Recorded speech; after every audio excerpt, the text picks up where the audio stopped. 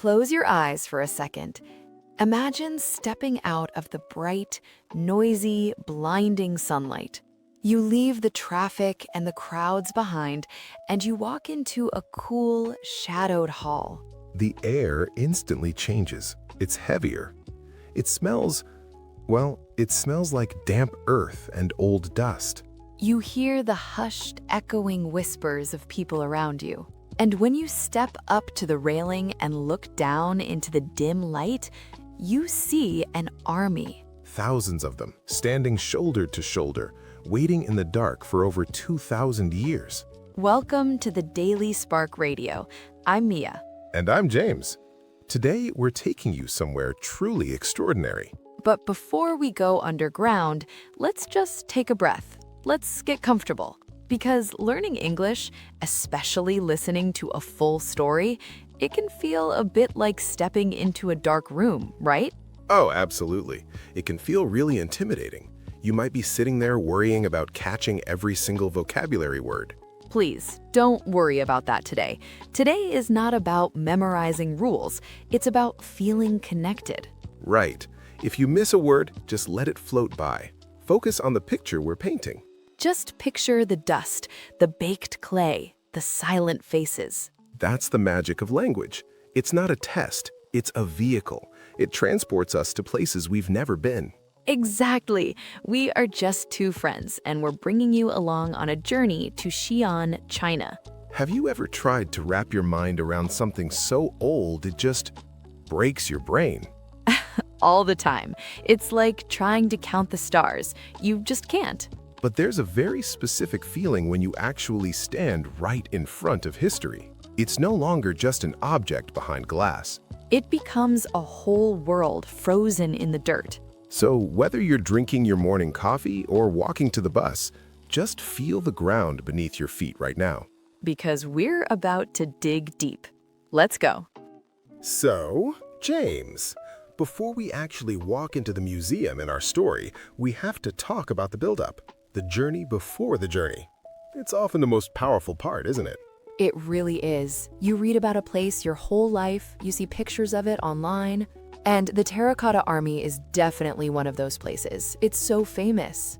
And to think it was discovered completely by accident, just normal people going about their day. By farmers digging a well in 1974. Can you even imagine that? You're just trying to find some water for your crops. And your shovel hits the face of a 2,000-year-old clay soldier. I would have run away screaming. It is a bit spooky, but that's the magic of it. An entire empire was hidden right under their boots. When you visit a place like this, you don't just look at it, you take it in. Oh, let's pause there. Take it in. That's a beautiful phrasal verb. It feels different from looking, right? Very different. Looking is what a tourist does when they snap a quick photo and walk away. But when you take it in, it's slow. It feels like you are breathing the sight into your lungs. Yes, when you say, I just need a minute to take it all in, you sound like someone who's deeply moved. You sound like you belong there. And the scale of this place requires you to slow down. We're talking about 3 massive pits. Over 8,000 soldiers, plus horses, chariots, even acrobats, all made of baked earth. Imagining 8,000 statues is like trying to picture a sold-out concert hall, but everyone is made of stone and dead silent. A silent concert hall. Ugh, that image just gave me goosebumps. Right? That shiver you just felt, that is the exact feeling. We call it breathtaking. Breathtaking. We use it a lot in English, maybe too much. Like, oh, that pizza was breathtaking. It really wasn't, unless you choked on it. Right, but when a native speaker uses breathtaking correctly, it's literal. The sight is so huge, your lungs actually stop working for a second. You literally gasp, like the air gets knocked out of you. That's what happens when you see the pits for the first time. And the most mind-blowing detail, every single face is different. It wasn't a factory making cheap copies. It was human hands sculpting individual humans. Are you ready to leave the modern world behind for a few minutes? I'm ready. Let's walk through those museum doors. The heavy glass doors slide completely shut. The modern city vanishes instantly. It really does. The silence inside is incredibly thick. It wraps around you. We stand in the massive entrance hall. The dark ceiling is incredibly high above.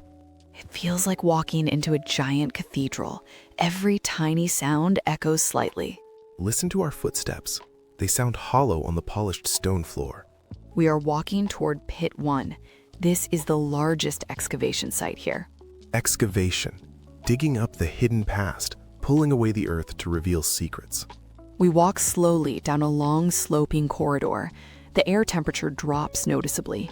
You feel a sudden, sharp chill. It creeps slowly up your bare arms. The smell changes entirely, too. We leave the dusty city air far behind. It smells like damp earth, like rich, wet clay. It smells deeply ancient. It is the scent of a forgotten tomb, a buried empire. The lighting is kept very low. It protects the delicate old clay artifacts.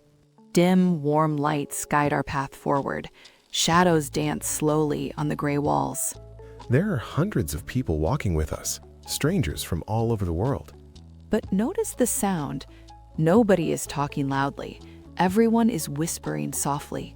It is a totally natural reaction. The heavy atmosphere demands absolute respect. A shared sense of wonder. We all know we are approaching something unbelievable. Can you imagine being that local farmer, digging back in 1974? Just a perfectly ordinary Tuesday, digging a simple water well for your village. You push your heavy shovel into the dry dirt. You expect to find water. Instead, you hit something hard. You clear the dry soil with your bare hands. And a human eye looks back at you, a face made of cold clay. Thinking about that exact moment always gives me total goosebumps. A ghost from an ancient, violent empire, sleeping quietly under your muddy boots. We're getting much closer now. The dim walkway turns sharply to the right.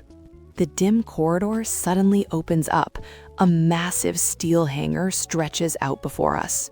The space is bigger than an airplane hangar. It is vast and echoing. A soft, pale light fills the massive cavern. It feels almost supernatural here. My heart is beating so fast. The anticipation feels physically heavy in my chest. We hear a low, constant murmur. It's the sound of the crowd ahead. People are gathered tightly along a long railing. They lean forward, looking down. Nobody is taking pictures yet. They're just staring in pure, silent shock. We walk up quickly behind them. We gently squeeze through the tight crowd. We finally reach the very front row. We grab the cold steel railing. We look down into the earth.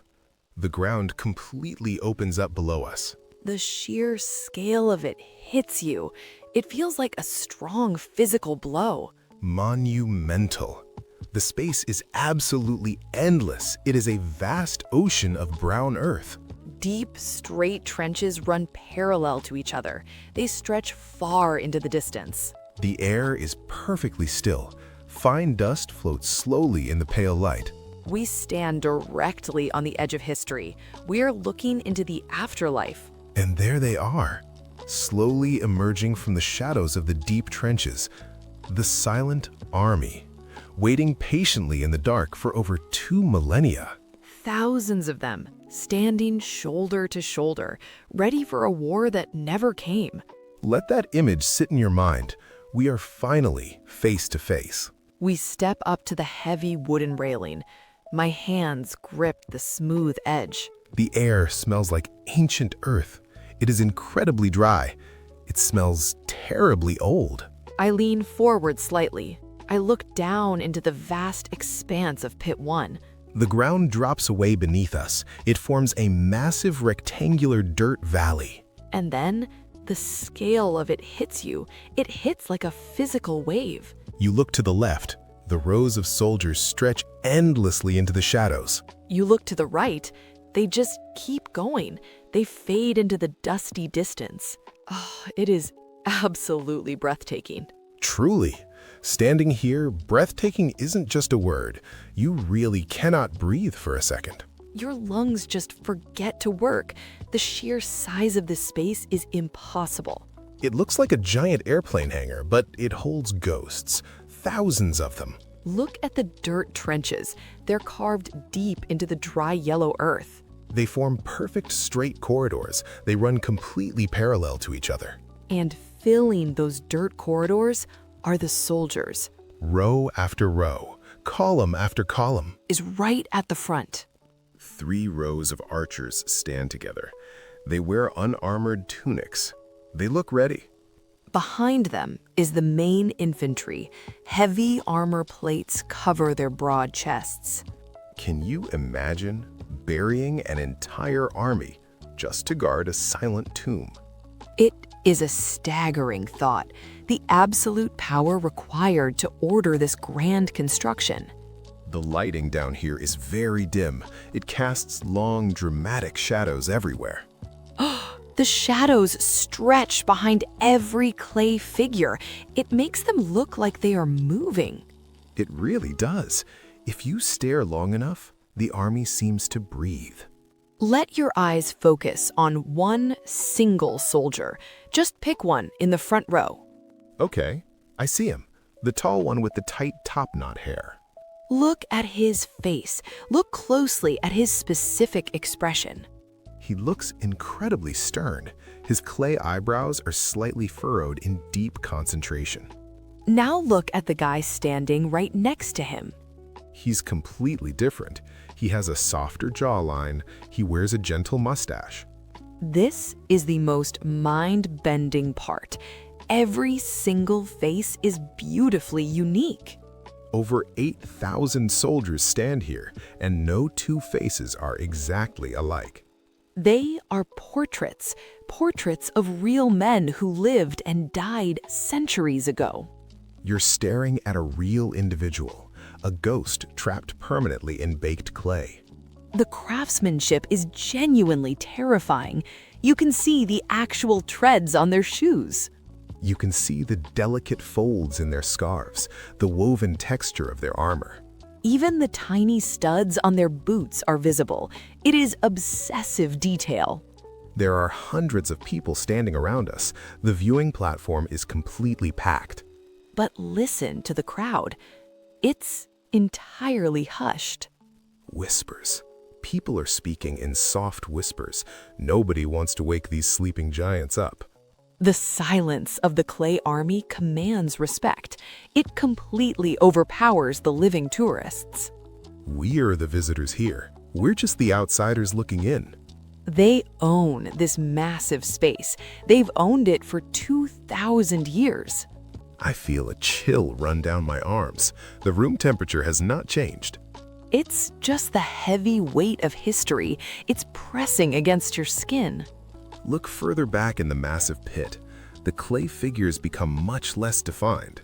Some are still half buried in the dark soil. Shattered pieces of clay limbs lie scattered in the dirt. It reminds you that this is still an active archaeological site. Teams still excavate new sections today, digging them out piece by careful piece. Archaeologists are piecing them together like massive, incredibly fragile jigsaw puzzles. A broken torso here, a severed clay head over there. Think about that. The immense patience required to restore an entire broken army. It matches the patience of the ancient artisans who originally built them. You feel very small standing up here, very insignificant in the grand scheme. Human lifespans feel so incredibly fleeting right now, just a rapid blink of an eye. These clay men have outlasted entire mighty empires. They outlasted their own powerful emperor. They just waited in the dark, always steadfast, always loyal to the end. The earth swallowed them. The world forgot about them entirely. Until a local farmer decided to dig a water well. And suddenly, the earth opened its mouth. It revealed the dead emperor's greatest secret. I cannot take my eyes off the vanguard. They stare right past us.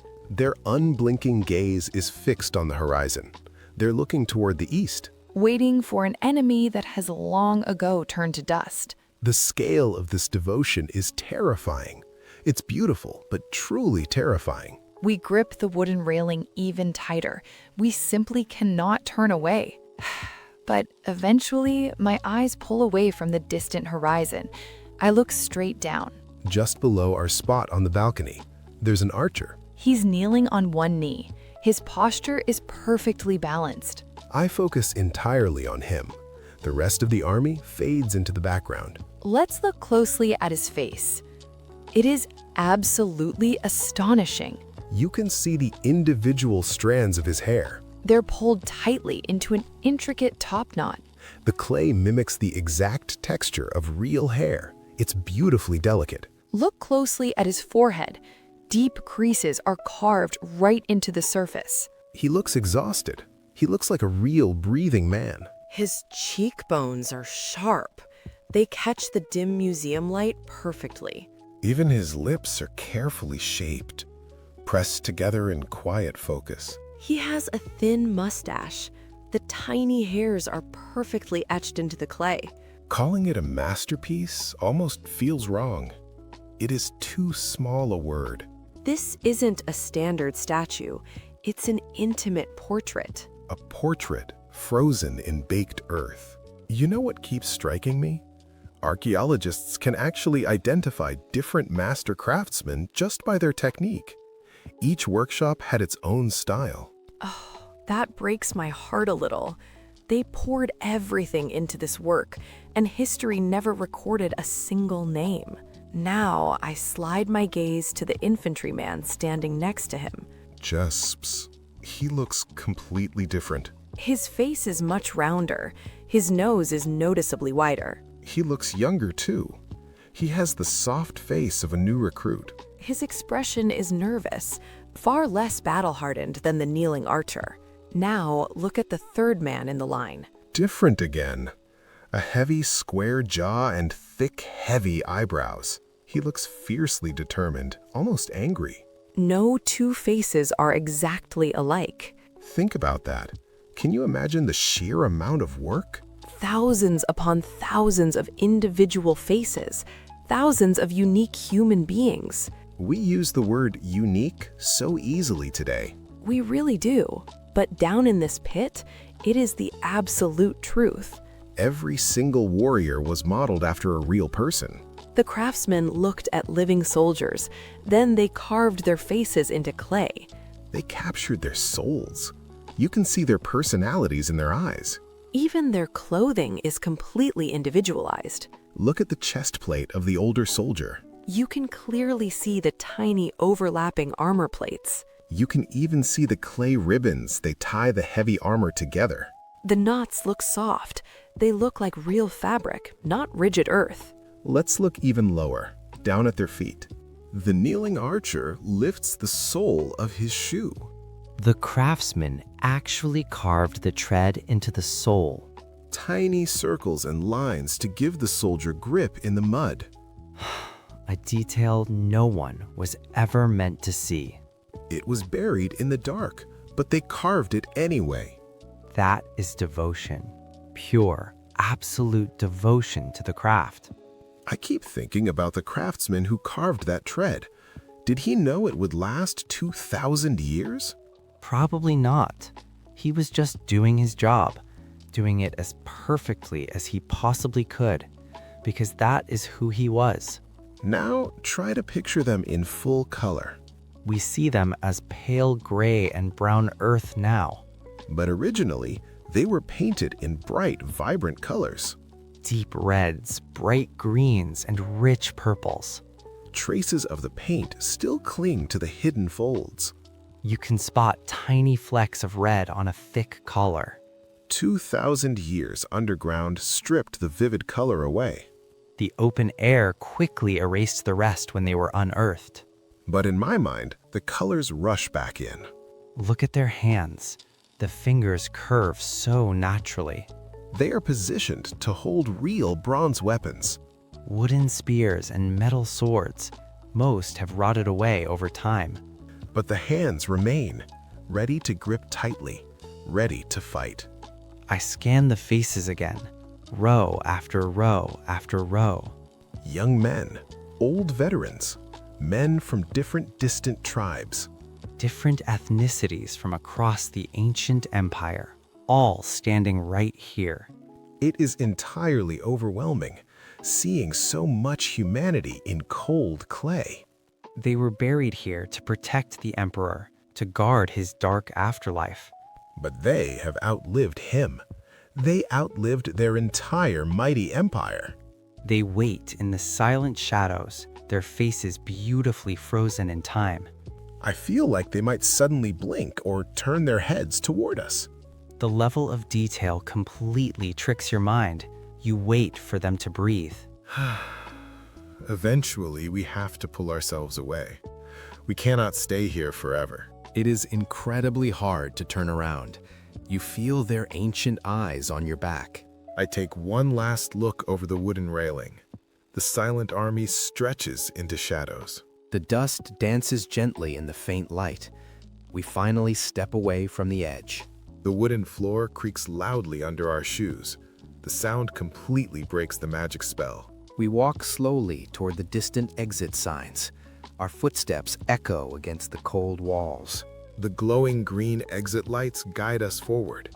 They lead us back to reality. We move through the long, winding concrete corridors. The path feels like a time tunnel. The air grows gradually warmer with every step. The deep underground chill leaves my bones. The smell of dry, ancient earth fades quickly. It is replaced by filtered air. We reach a set of heavy glass exit doors. I push the thick metal bar. The doors swing outward with a heavy sigh. Bright sunlight immediately floods our eyes. I have to blink several times to adjust. We step onto the wide stone plaza. The modern world hits us instantly. It feels exactly like walking into a solid wall. It's a total shock to the system. The sharp contrast is dizzying. My head is literally spinning. Cars honk loudly on the busy road nearby. A large bus engine roars to life. Tour guides wave bright yellow flags everywhere. Crowds of people chatter happily. Children run past us laughing loudly. They're eating brightly colored ice cream cones. Life moves so incredibly fast out here. Everyone is rushing to their next destination. I buy us 2 cold bottles of water. The smooth plastic feels wonderfully modern in my hand. I take a long, refreshing drink. I smell roasted sweet potatoes nearby. A street vendor pushes a heavy metal cart. The sweet smell mixes with vehicle exhaust. It is the undeniable scent of today. Can you imagine? We just walked out of a 2,000-year-old tomb. And now we stand in busy modern Xi'an. It feels like impossible time travel. It truly is a profound sense of connection. The past and present overlap perfectly here. I look down at the solid gray pavement. I stare at the stone beneath me. I think about what lies deep beneath us. The earth is completely silent down there. The warriors are still standing in their strict rows. They don't hear the cars. They don't care about the busy tourists above. They simply wait in the dark. Much louder now. But the heavy silence of the underground pit stays with me. It is completely unforgettable. It settles deep inside your chest. It changes how you view the entire world above. Every modern glass building suddenly feels very temporary. Only the clay army feels truly permanent. I turn around one final time. I look back at the massive museum building. The sun sets slowly behind the curved metal roof. The sky turns a dusty orange. The shadows grow very long across the wide plaza. The modern city begins to glow. Neon street signs flicker to life brightly. Red paper lanterns sway in the evening breeze. The cool wind sweeps across the wide square. It touches my face beautifully. I take a deep breath of the evening air. I feel wonderfully awake and alive. But beneath all of those bright city lights, the ancient earth remembers everything perfectly. Holds its greatest secret tightly. The silent soldiers keep their eternal watch. They are always there, standing guard in the absolute quiet dark. They watch over the sleeping emperor in silence. They wait for the end of time. And they always will be. Let's unpack the words we use today. You might have heard us say ancient when imagining those artists.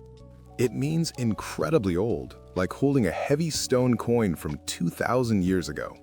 Use it tomorrow. My grandmother has an ancient recipe for apple pie. Next is unique. We talked about the unique facial expressions on the statues. It means completely one of a kind, like finding that one seashell on the whole beach, the one you immediately want to keep forever. Your heart skips a beat because you know nothing else quite like it exists. Use it tomorrow. Her singing voice is truly unique. Thinking about those unique faces makes the whole army feel so much more human. The braided hair, the lines on the face.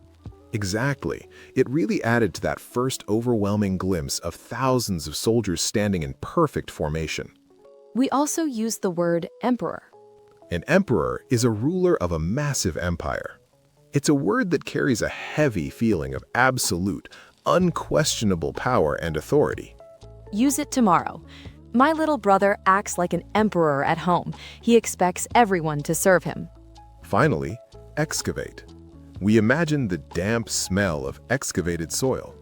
It is the careful act of digging something out of the earth, gently, patiently. Imagine the moment when your brush hits something solid. Your heart stops. You found something. Use it tomorrow. The workers will excavate the site before building the new museum. You know, Mia, stepping back into the sunlight after a story like that, it changes how you see the world. It really does. You look at the people walking past you on the street and you realize something profound. Every single face on the street is completely unique, just like the clay soldiers.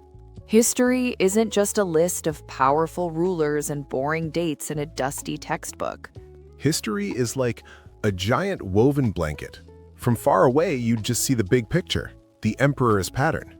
But when you get up close, you see every single thread. The hands that shaped the armor. The fingers that carved the eyebrows. When you look closely at one of those terracotta faces, you're not looking at an emperor's power. You're looking at the ghost of the artist who made it, a real person, just like you and me. That's what we want you to take away today.